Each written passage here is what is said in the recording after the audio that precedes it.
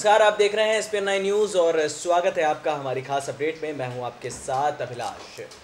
लोकसभा 2019 चुनावों का दौर जारी है और यहां पर सभी राजनीतिक पार्टियों में हलचल तेज हो चुकी है और सभी पर आरोप प्रत्यारोप लगाने का सिलसिला भी जारी हो चुका है। ऐसे में मध्य प्रदेश से कल ऐसी खबर सामने आई थी जिसने हर किसी को हिला कर रख दिया था। दरअसल आपको बता दें कि मध्य प्रदेश के मुख्यमंत्री कमलनाथ के करीबी लोगों के घर आयकर विभाग ने छापेमारी की और करीब 9 करोड़ रुपए नकद जो है वो बरामद किए गए।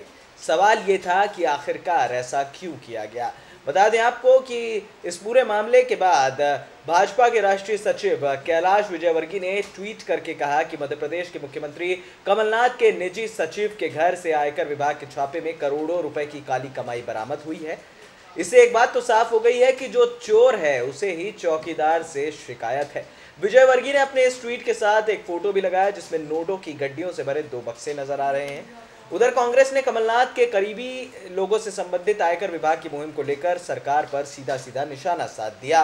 प्रदेश कांग्रेस प्रवक्ता नीलाभ शुक्ला ने कह दिया कि जिस तरह आयकर विभाग ने छापे मारे उससे स्पष्ट हो गया है कि केंद्र सरकार लोकसभा चुनावों की आदर्श आचार संहिता लागू होने के बावजूद इस महकमे के अफसरों को कठपुतली की तरह कांग्रेस के खिलाफ इस्तेमाल कर रही है। यानी कि एक बार फिर आरोप प्रत्यारोप का सिलसिला तो जारी है।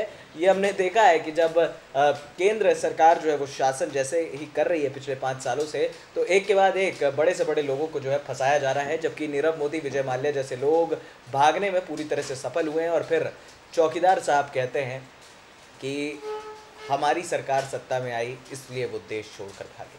अगर आपकी सरकार इतनी मजबूत होती जनाब तो वो शायद देश छोड़कर नहीं भागते। अब आरोप प्रत्यारोप चलते ही रहते हैं।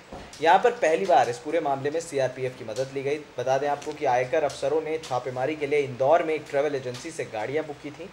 प्लानिंग के तहत 15 अफसरों ने रात 3 बजे कक्कड़ के यहाँ पर उनके आवास पर वहाँ पर पहुँचे और विजयनगर, जो इंदौर की एक फेमस जगह है, विजयनगर के शोरूम BMC हाइट स्थित ऑफिस, शालीमार टाउनशिप और जलसा गार्डन भोपाल स्थित आवास पर भी जांच की गई।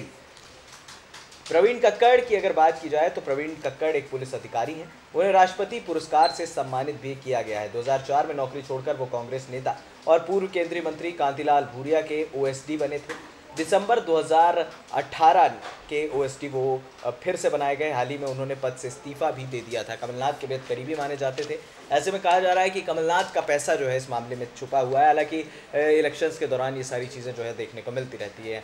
RK मिगलानी ने कहा कि 30 साल से कमलनाथ के साथ वो जुड़े हैं और उनके सलाहकार हैं। मुख्यमंत्री से लोगों की मुलाकात और उनके अन्य कामों का जिम्मा मिगलानी ही संभालते हैं।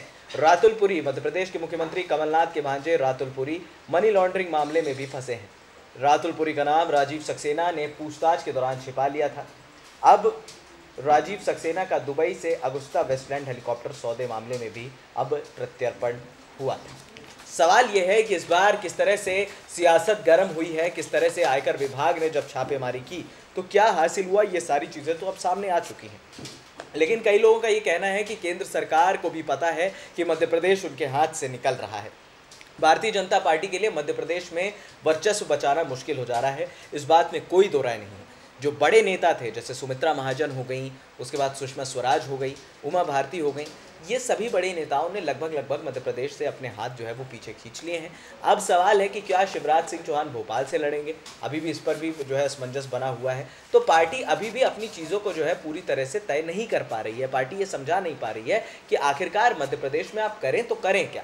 सवाल ये भी है कि उत्तर प्रदेश में जिस तरह की राजनीति देखने को मिल रही है, जिस तरह से मध्य प्रदेश की राजनीति हुई है, जिस तरह से आयकर विभाग ने छापेमारी की है, ये बात साफ है कि अब कमलनाथ पर भी उंगलियां उठनी शुरू हो जाएंगी। और कमलनाथ पर अगर उंगलियां उठेंगी तो फिर बनेगा चुनावी मसला और फिर होंगे पर्सनल अटैक्स।